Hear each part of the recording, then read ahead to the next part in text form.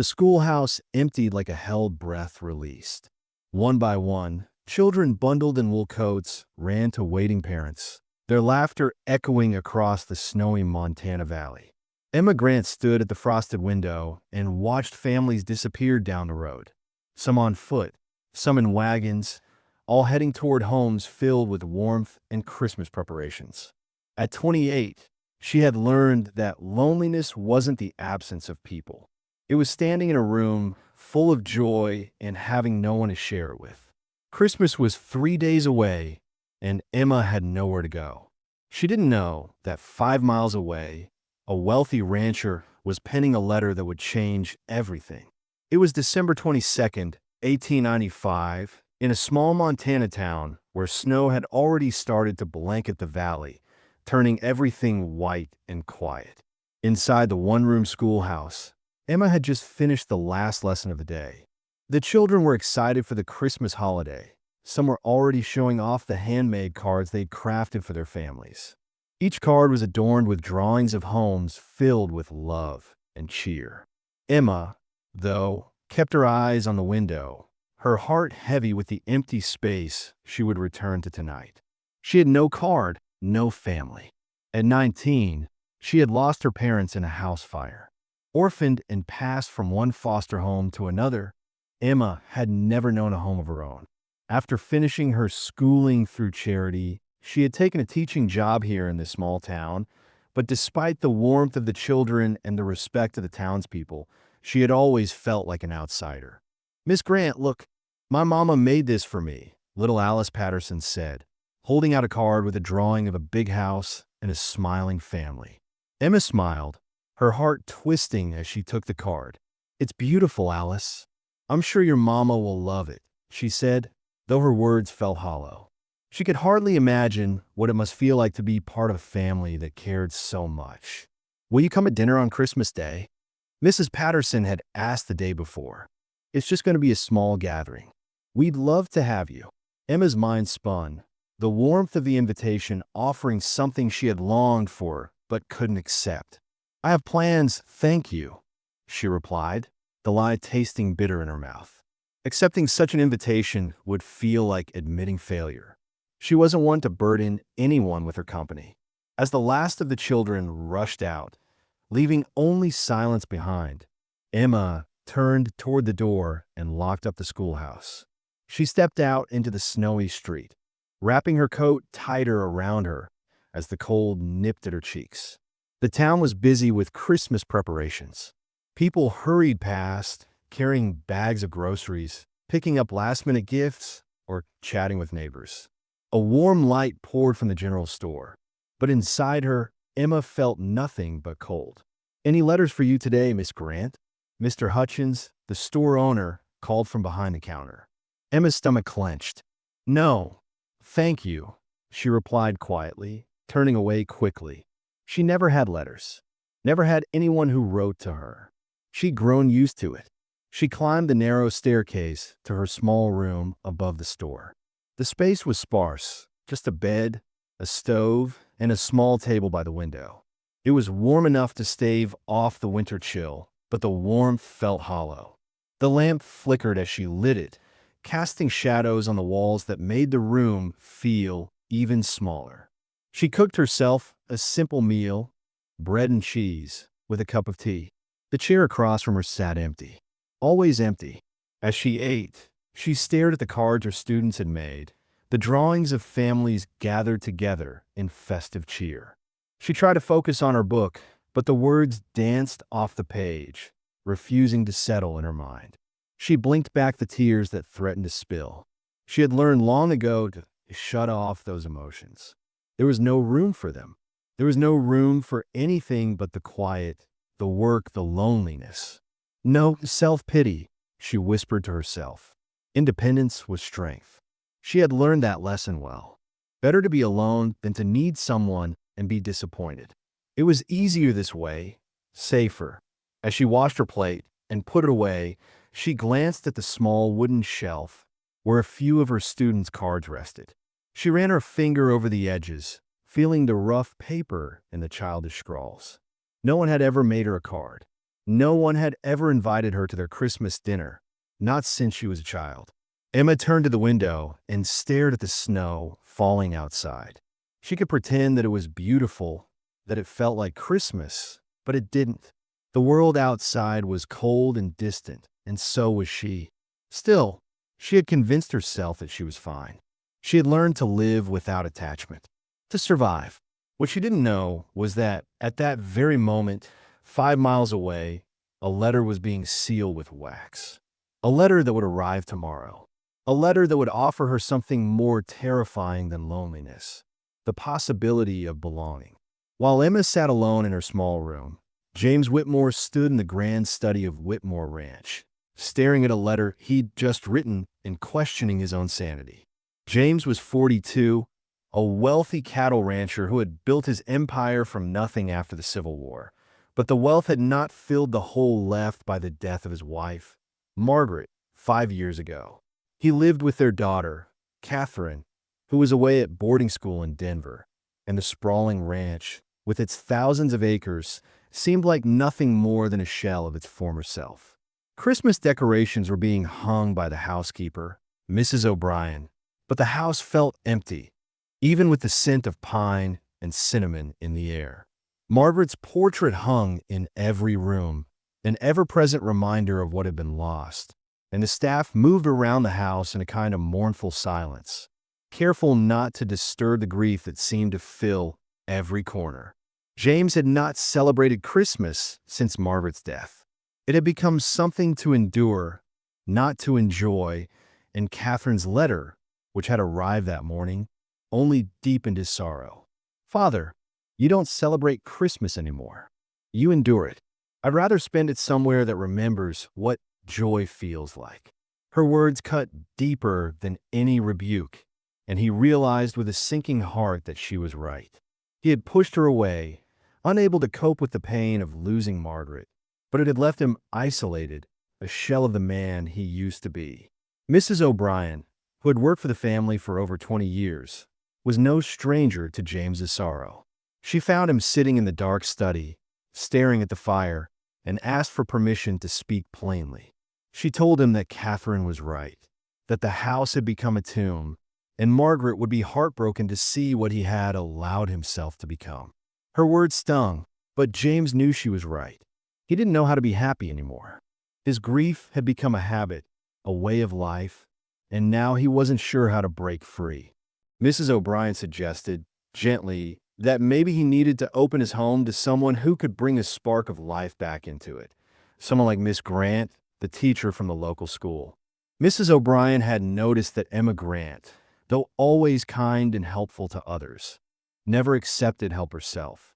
She had no family, no invitation to dinner, and, like James, she seemed to be hiding her pain behind a mask of independence. "Invite her for Christmas dinner," Mrs. O'Brien suggested. James hesitated. "I don't even know her," he replied. "Exactly. Not charity.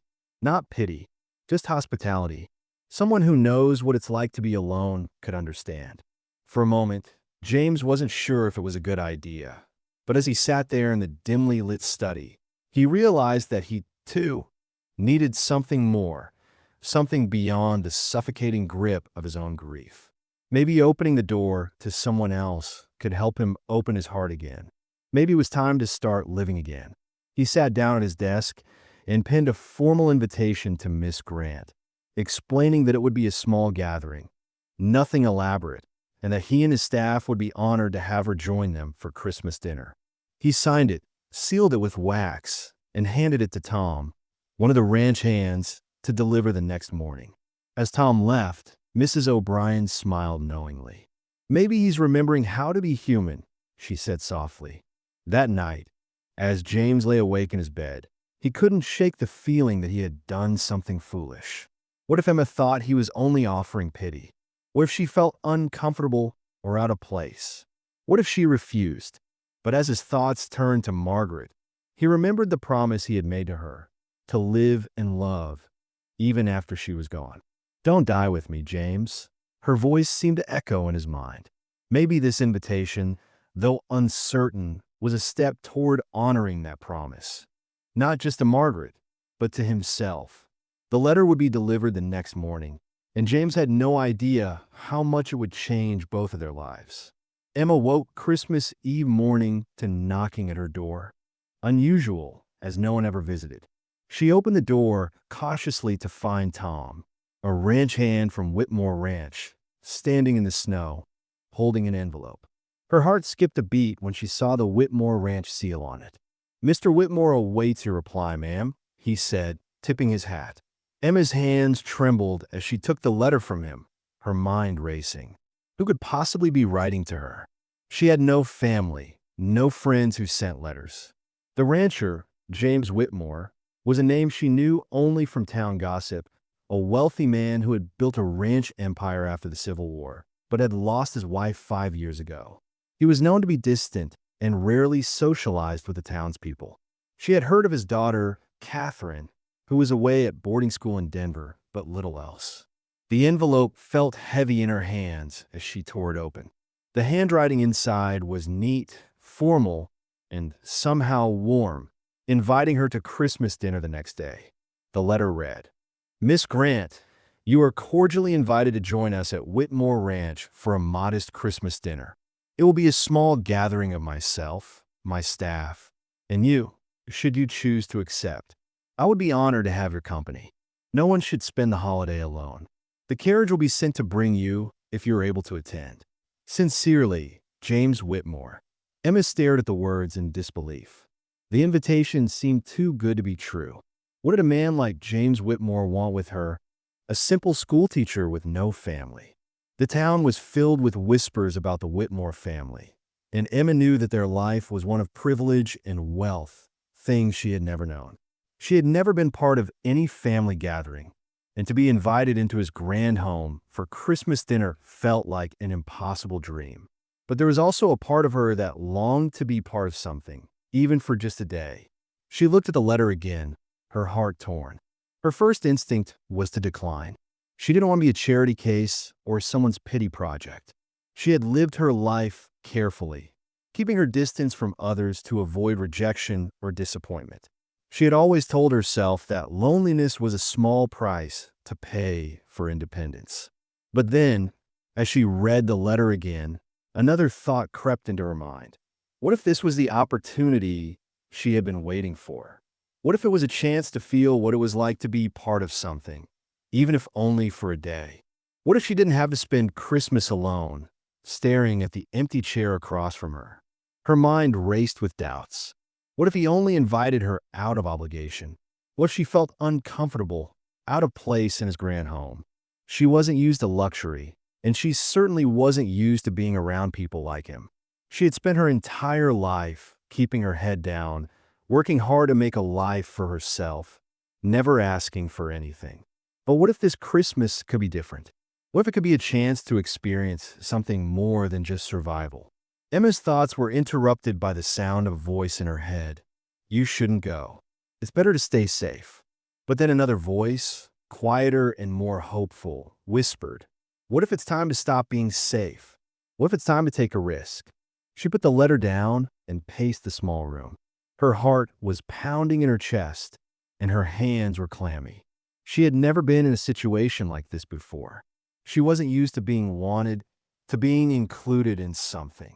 Her life had always been small and quiet, but maybe that was the problem. Maybe it was time to let go of the walls she had built around herself. She sat down at her small desk, staring at the letter in front of her, unsure of what to do. She could say no, but that would mean another Christmas alone. Another year spent pretending that she didn't care. She could say yes, but that would mean opening herself up to something she wasn't sure she was ready for. The thought of rejection, of being exposed, terrified her. But then she thought of the children in her class, the handmade cards they had given her, the warmth and love that they had shared with her. They had families, people who cared for them. She had never had that, but maybe it wasn't too late. Maybe this Christmas, she could have something more. After what felt like an eternity of hesitation, Emma picked up the pen and began to write. She wasn't sure why she felt the need to be so formal, but her words flowed onto the page.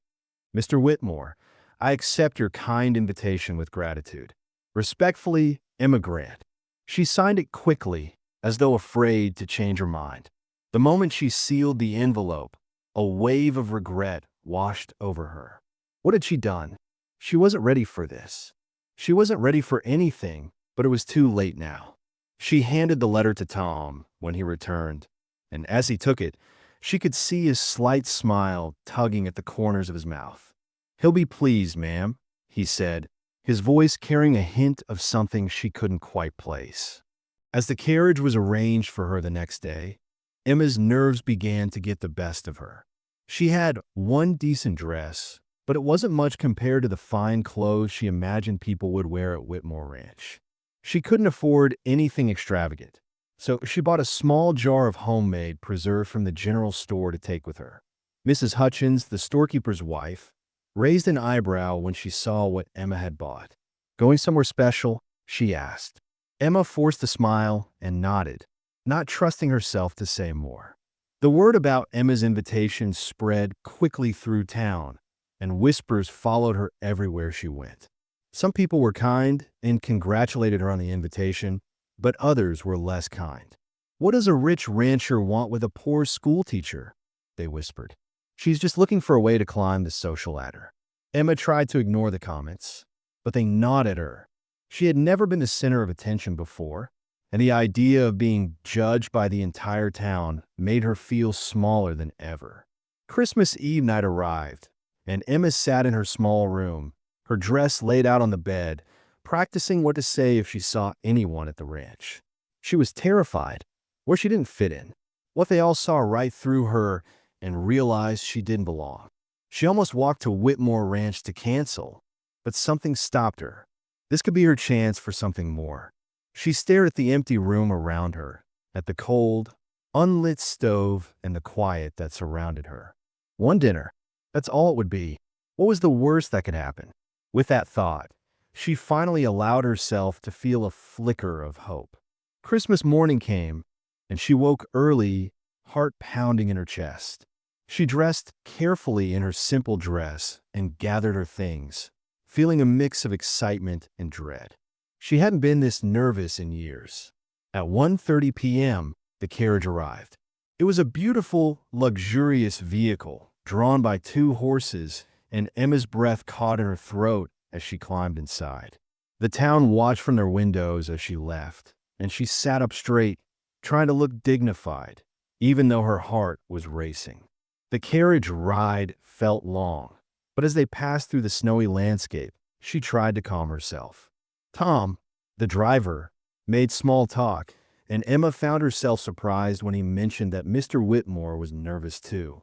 "He hasn't had a guest for Christmas in 5 years," Tom said, and Emma's heart softened. If he was nervous, maybe she wasn't the only one. She realized then that they were both looking for something, both reaching for a lifeline. As the ranch came into view, Emma's courage almost failed her.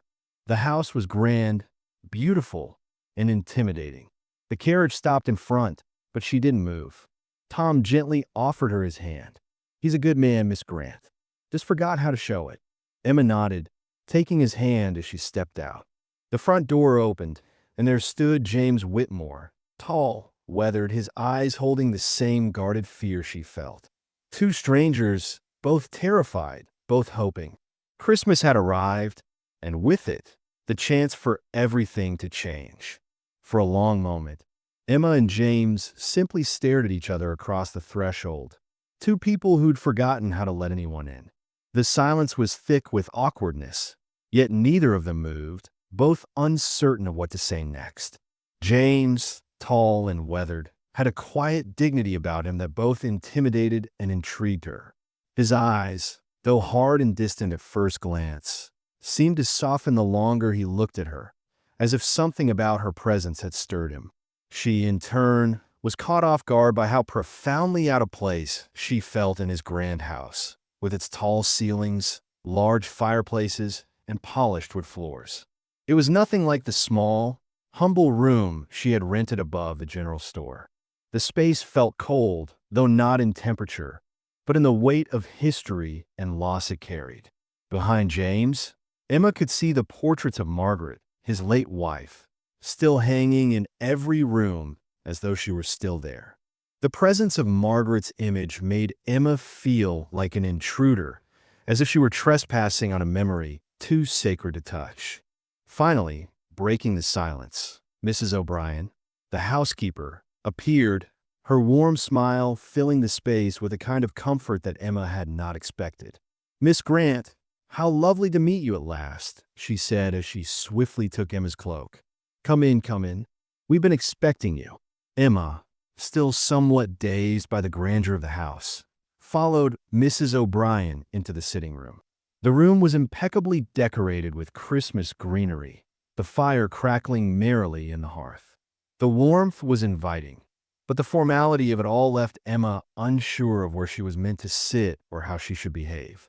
Mrs. O'Brien gestured toward a small armchair by the fire, and Emma took a seat, still clutching her small jar of preserves as though it were a shield. "I'm afraid I'm not used to such elegance," Emma said softly, her voice betraying the nerve she had tried so hard to suppress.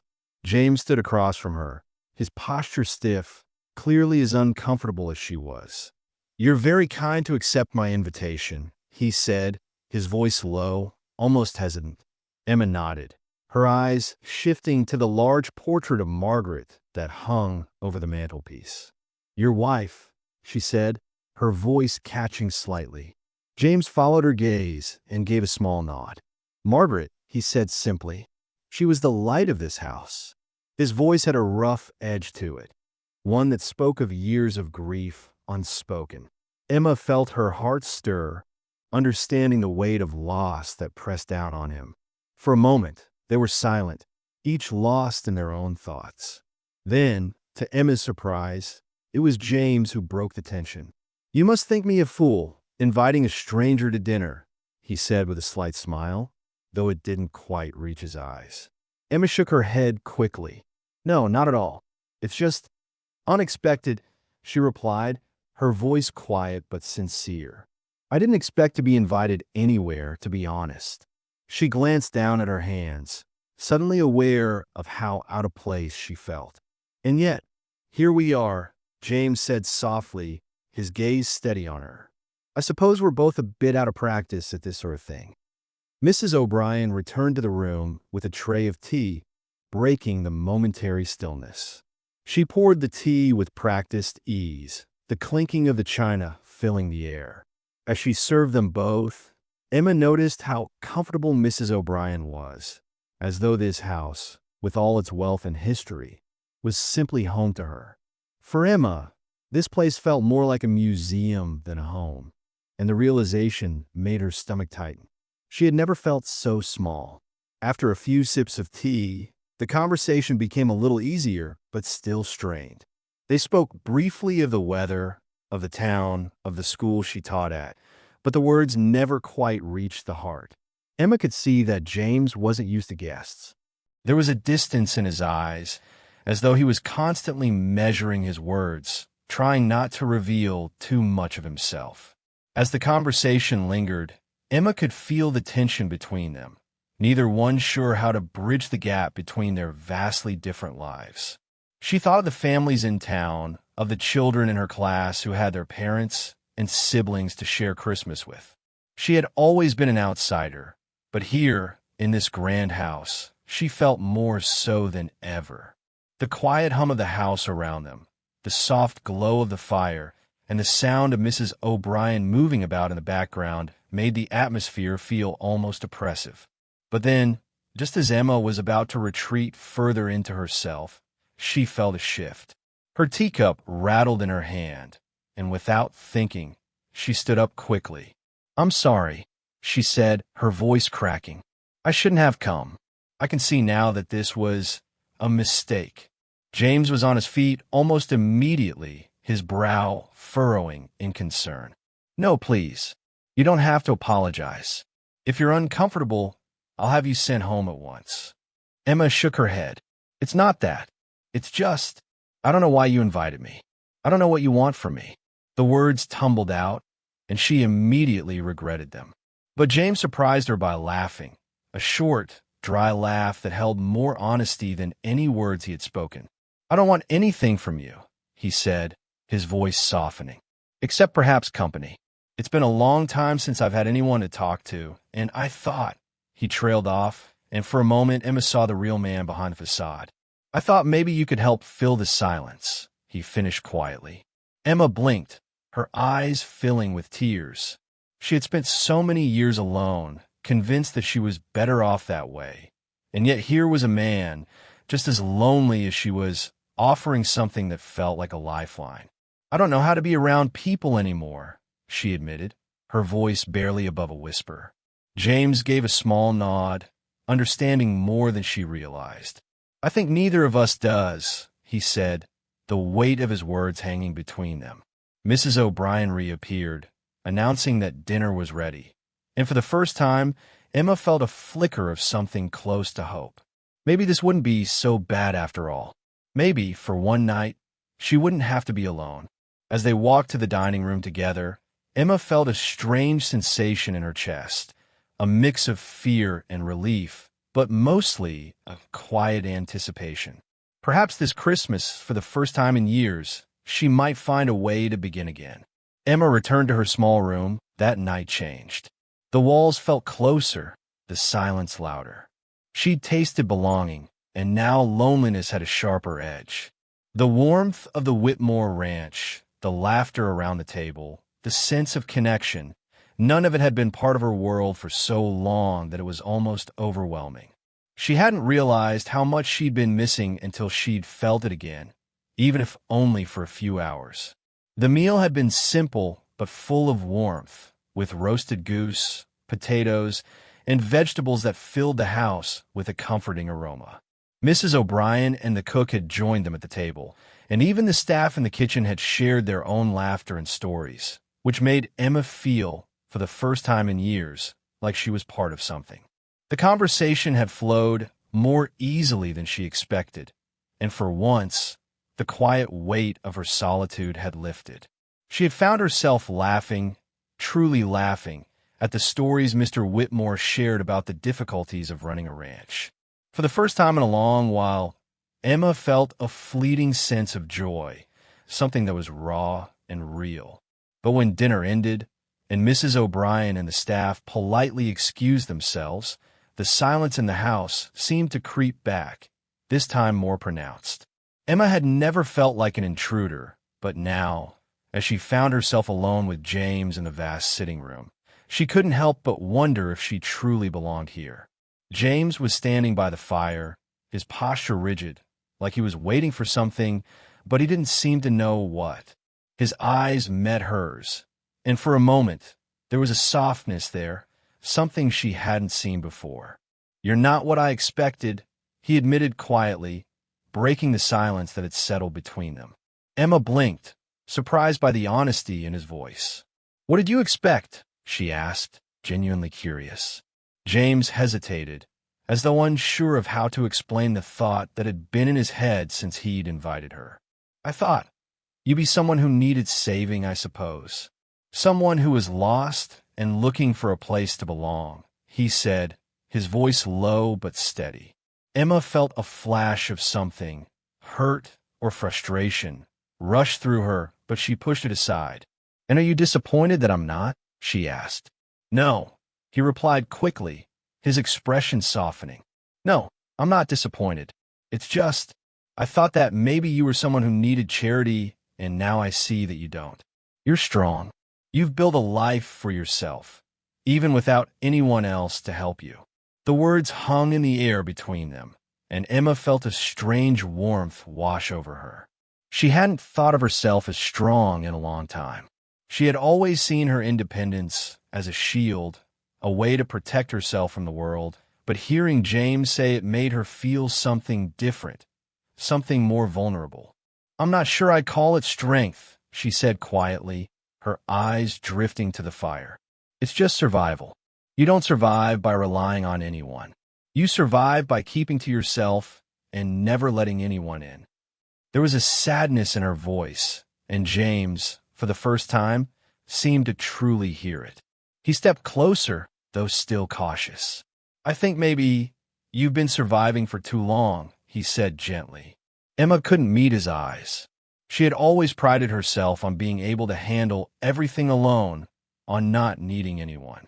But tonight, in this warm house filled with kindness, she realized how much she had longed for something more, even if it frightened her. "Maybe," she said softly, "but I've never known anything else." A long silence passed between them, and Emma couldn't help but feel how different the house felt with just the two of them. The hum of the staff and the warmth of the dinner were gone, and now it was just them, two people who had spent so many years in isolation that the idea of connecting seemed almost impossible. Yet here they were, standing close enough to feel the weight of their shared loneliness. She could feel his eyes on her, but she didn't know how to bridge the gap. "I haven't had a family for a long time," she admitted, her voice barely a whisper. "Since I was 19. And before that, well, I was passed from one place to another. I never really belonged anywhere." James nodded slowly, his expression somber. "I know what you mean," he said, his voice heavy with the weight of his own grief. "I lost Margaret 5 years ago. It feels like the house has been empty ever since." His eyes clouded with something deeper than sorrow, something she couldn't quite place. "I've tried to fill it with work, with distractions, but nothing works. Everything reminds me of her." Emma nodded, understanding more than she wanted to. Grief was a strange companion, and it had a way of changing a person, sometimes in ways they didn't even realize. She had built walls around herself, just as James had. But tonight, those walls felt thinner, more fragile. She hadn't expected to feel so connected to him. "Maybe we're both just waiting," Emma said, her voice trembling slightly. "Waiting for something that will make the pain go away." James's gaze softened. "Maybe we're waiting for someone to show us that it's okay to let the pain out." There was a long pause, and Emma felt herself on the edge of something. Something she couldn't name but desperately wanted to understand. It wasn't about pity or charity. It was about something real, something that they could build together if only they allowed themselves to try. Just as the thoughts settled in her mind, Mrs. O'Brien appeared in the doorway, her warm smile a welcome interruption. "Dinner's finished," she said kindly. "You two should come, and the staff would love to share in the rest of the evening with you." Emma nodded, feeling the tension in her shoulders ease. She had no idea what the future held, but for the first time in a long time, she wasn't afraid to find out. The walk to the dining room was quiet, but it wasn't uncomfortable. Emma and James, despite their differences, had found something new between them, something fragile but growing. She didn't know what it meant, but for the first time, it felt like a beginning, not an ending. Morning arrived with brutal clarity and a world buried in white. The storm had passed, but it had changed everything. Emma woke in her guest room at Whitmore Ranch, her heart racing as she remembered the night before. She had spent the night under the same roof as James Whitmore, unchaperoned, and though there was nothing improper, the mere fact of it felt like a violation of every unspoken rule she had lived by. The town would talk. They would whisper about her stay, about the wealthy rancher who had invited her in, and they would judge. Emma's mind swirled with panic. She had stayed, yes, but the consequences of that choice were too real to ignore. She dressed quickly, her fingers trembling as she buttoned her coat, eager to leave before anyone could notice or question. Her thoughts were a whirl of confusion. She had never been one to worry about gossip, but this was different. She wasn't just the lonely teacher anymore. She was the subject of town gossip, the girl who had spent the night at the rancher's house. What would the school board say? What would her students' parents think? She had never cared about fitting in, but now, as the weight of the situation bore down on her, she felt the sting of judgment more keenly than ever. At breakfast, James was distant, polite, and formal. The warmth from the previous evening had faded, replaced by a cool, awkward silence. Emma could feel the walls rising between them once more, as though the morning light had exposed them both for who they really were. Strangers who had shared a brief, fleeting connection but had no idea how to navigate the consequences of it. Mrs. O'Brien noticed the tension immediately. "It's a fine morning," she said, her tone light, trying to break the ice, but the effort was in vain. Emma could feel the coldness in the air, a reminder of how easily things could slip back into their proper place, separate, lonely, safe. "The storm's cleared," Emma said, her voice stiff, and she couldn't quite meet James's gaze. "I should go." She stood up quickly, as though by leaving now she could somehow erase the discomfort she felt. "We'll have Tom take you home," James said, his voice low, and the formality in his tone stung more than Emma cared to admit. She nodded, her throat tight, and excused herself to gather her things. She wasn't sure if it was the weight of the storm that had passed through the night or the storm that now raged inside her, but she felt like a stranger in the very house where she had felt a fleeting sense of belonging just hours before. The carriage ride back to town was silent, the snowflakes swirling outside as Emma sat stiffly on the bench, her thoughts racing.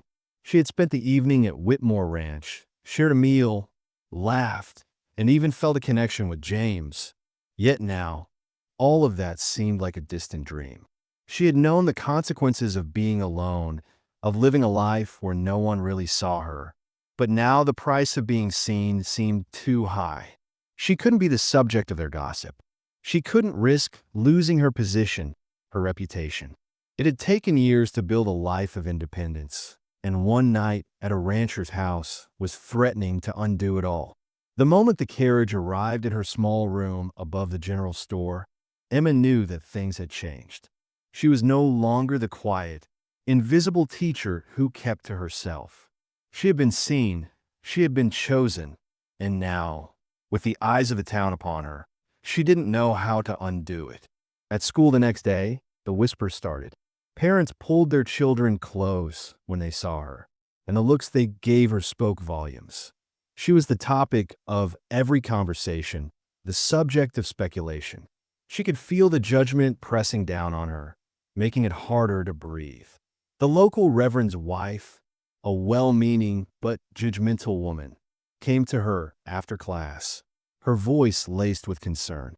"Dear, I just wanted to make sure you know the town is talking," she said, her tone a mixture of pity and warning. "It's important to think of your reputation. People are concerned about your associations." Emma felt the sting of her words more than she wanted to admit.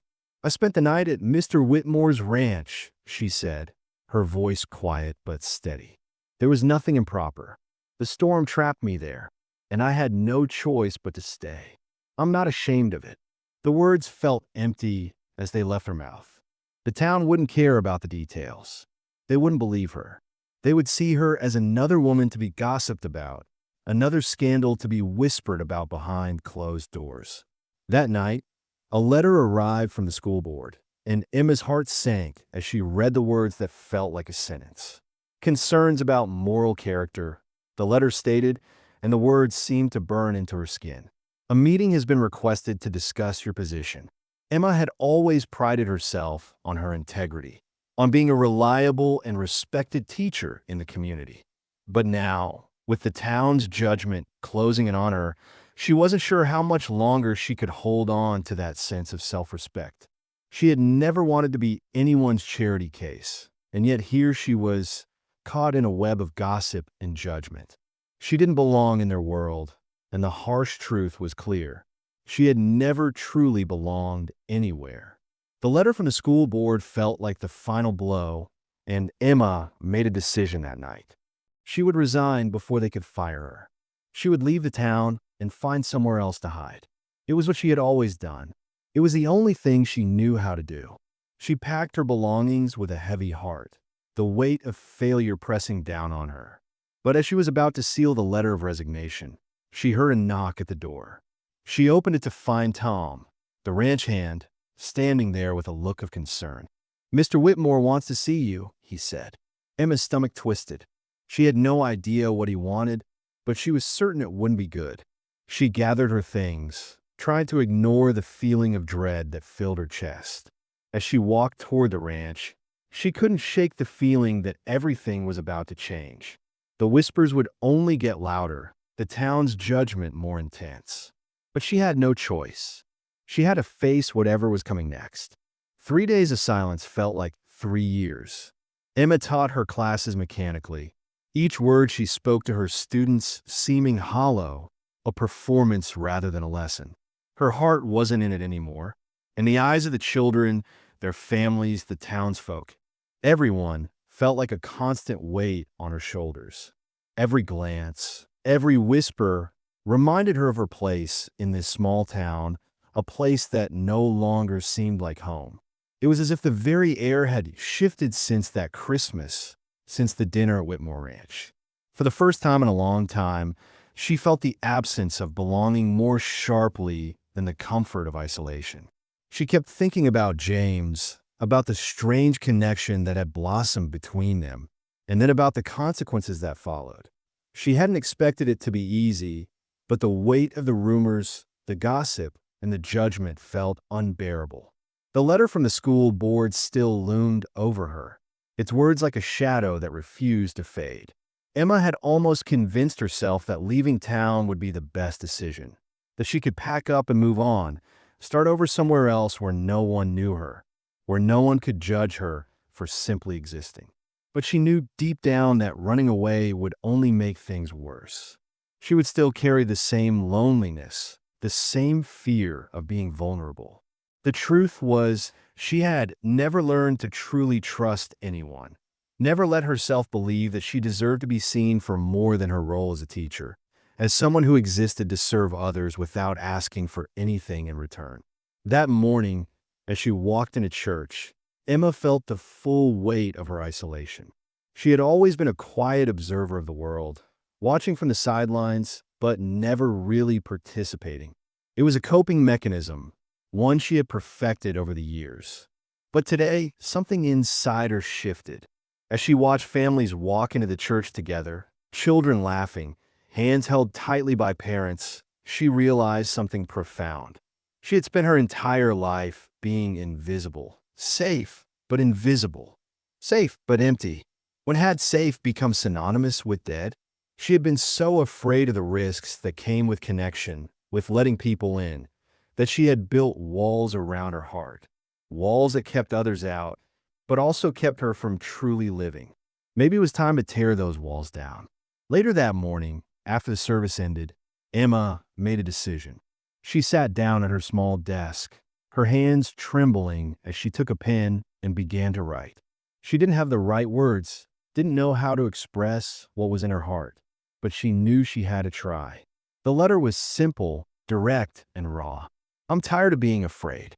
I'm tired of hiding. I've spent my whole life trying to survive, but I don't want to survive anymore. I want to live. I want to take a chance on something real, something that doesn't come with conditions or judgment. She sealed the letter and left the room before she could second-guess herself. The letter was addressed to James, but she wasn't sure what she expected from him. She wasn't even sure what she wanted. She had no idea if he would respond, or if he even wanted to hear from her.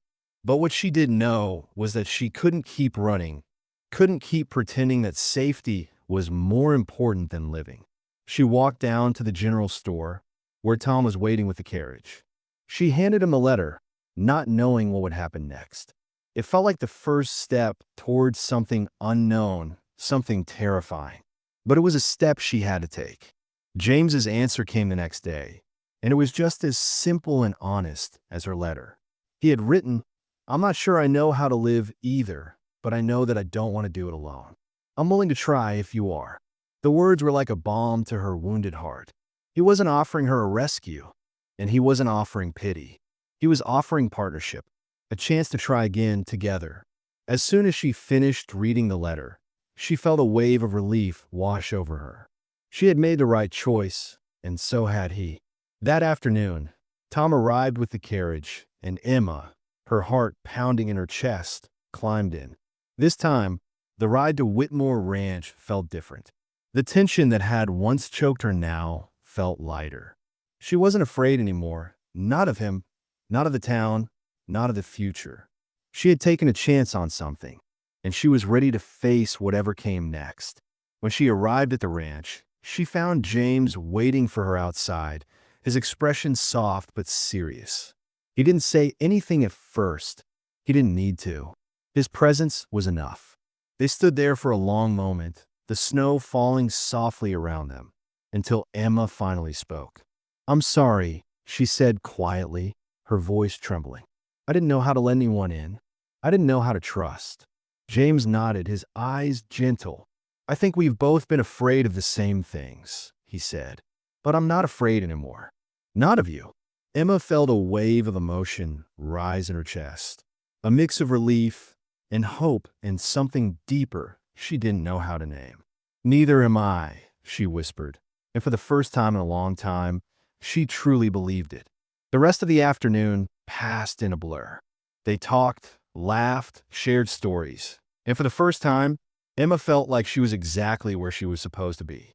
The future was still uncertain, still full of questions and challenges, but they were no longer alone in it. As the evening wore on, James gently took her hand, leading her inside.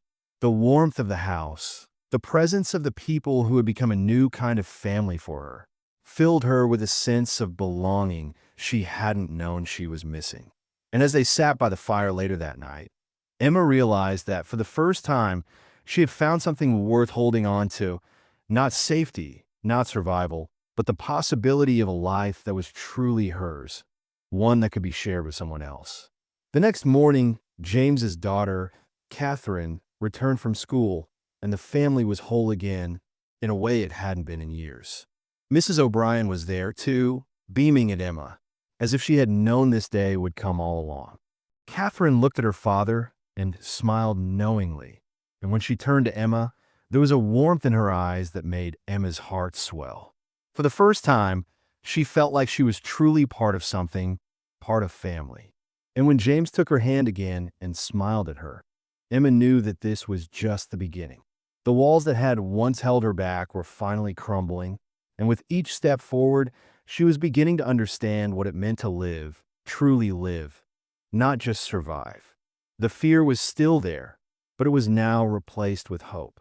For the first time, Emma felt the thrill of something new, something that would last. And as the days passed, she realized that Christmas had been the turning point, the moment when everything changed. The past was no longer a weight on her shoulders, and the future no longer seemed impossible. She had found her place, her home, and most importantly, the courage to embrace it.